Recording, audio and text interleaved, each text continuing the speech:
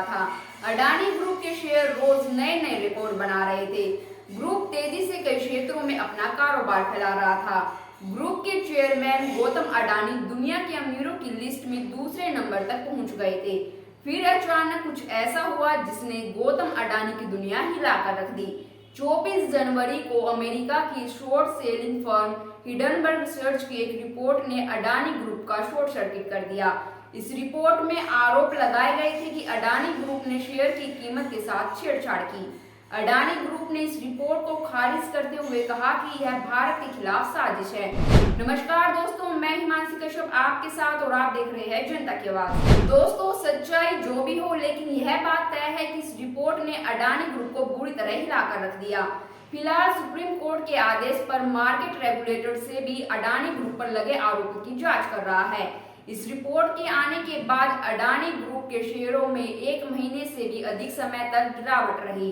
गौतम अडानी अमीरों की लिस्ट में 35वें नंबर पर खिसक गए थे। निवेशकों का भरोसा कायम करने के लिए अडानी ग्रुप ने सारे जतन किए। आक्रामक विस्तार के बजाय कर्ज कम करने पर फोकस किया। ग्रुप अपने गिरवी शेयरों को छुड़ाने में लगा है। इसका ग्रुप को रुक रुक कर फायदा भी मिला है। शेयरों में आ रही गिरावट का दौर फिलहाल थम गया लगता है, लेकिन हिडनबर्ग रिसर्च के कारण अडानी ग्रुप को अपने आक्रामक विस्तार को रोकना पड़ा है। इस चक्कर में उसने एक के बाद एक कई प्रोजेक्ट से किनारा कर लिया। इसका ताजा उदाहरण पेट्रोकेमिकल प्रोजेक्ट है। अडानी ग्रुप ने इसका काम रोक दिया है। जी हाँ, माना जा रहा है कि पैसे की कमी के कारण ऐसा हुआ है। गुजरात के मुंद्रा में इस प्रोजेक्ट पर काम हो रहा था। सूत्रों के मुताबिक 34,900 करोड़ रुपए के इस पेट्रोकेमिकल प्रोजेक्ट का काम को रोक दिया गया है। ग्रुप की फ्लैगशिप कंपनी अडानी एंटरप्राइजेज ने साल 2021 में Adani ports and special economic zone की जमीन पर कोल टू पीवीसी प्लांट स्थापित करने के लिए मुंद्रा पेट्रोकेम लिमिटेड बनाई थी। ग्रुप ने वेंडर्स और सप्लायर्स को तत्काल सभी तरह की एक्टिविटीज रोकने को कहा है। अडानी ग्रुप ने अपना रेवेन्यू ग्रोथ टारगेट आधा कर दिया है। साथ ही निवेशकों का भरोसा जीतने के लिए फ्रेश कैपिटल एक्सपेंडिचर को फिलहाल ठंडे बस्ते में रख दिया है। हिडनबर्ग रिसर्च की रिपोर्ट आने के बाद अडानी एंटरप्राइजेस को 20,000 करोड़ रुपए का एफपीओ वापस लेना पड़ा था। इसके बाद अडानी पावर ने डीबी पावर को खरीदने के लिए की गई डील से पल्ला झाड़ दिया था।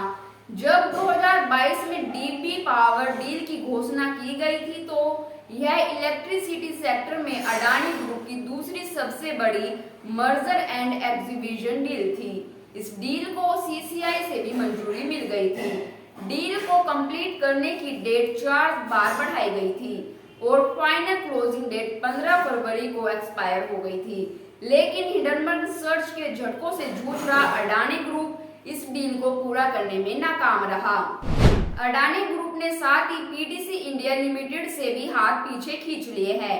अडानी ग्रुप इस सरकारी इलेक्ट्रिसिटी टेंडर कंपनी के लिए बोली लगाने की तैयारी में था, लेकिन उसने इसके लिए बोली नहीं लगाने का फैसला किया है। पीटीसी इंडिया लिमिटेड में 4 सरकारी कंपनियों एनटीपीसी, एनएचपीसी, पावर ग्रिड और पावर फाइनेंस की हिस्सेदारी है। ये कंपनी पीटीसी इंडिया में अपनी 4% हिस्सेदारी बेचने की तैयारी में है। अगर पीटीसी इंडिया अडानी की झोली में आती है तो इससे देश के एनर्जी वैल्यू चेन में उनकी पकड़ और मजबूत होगी। दोस्तों, जिन प्रोजेक्ट पर अडानी ग्रुप ने कुछ समय के लिए आगे नहीं बढ़ने का फैसला लिया है, उनमें 1 मिलियन टन सालाना ग्रीन पीवीसी प्रोजेक्ट भी शामिल है। अडानी ग्रुप ने वेंडर्स और सप्लायर्स को तत्काल आधार पर सभी एक्टिविटी रोकने के लिए मेल किया है। मेल में अडानी ग्रुप ने मुंद्रा पेट्रोकेम लिमिटेड के ग्रीन पीवीसी प्रोजेक्ट के लिए अगले नोटिस तक सभी एक्टिविटीज को रोकने को कहा है। अडानी ग्रुप के इस फैसले पर आपकी क्या राय है, हमें कमेंट बॉक्स में कमेंट कर जरूर बताएं और बाकी खबरों के लिए देखते रहिए जनता की आवाज। जनता की आवाज यूट्यूब चैनल को सब्सक्राइब करें, साथ ही बेल आइकन जरूर दबाएं।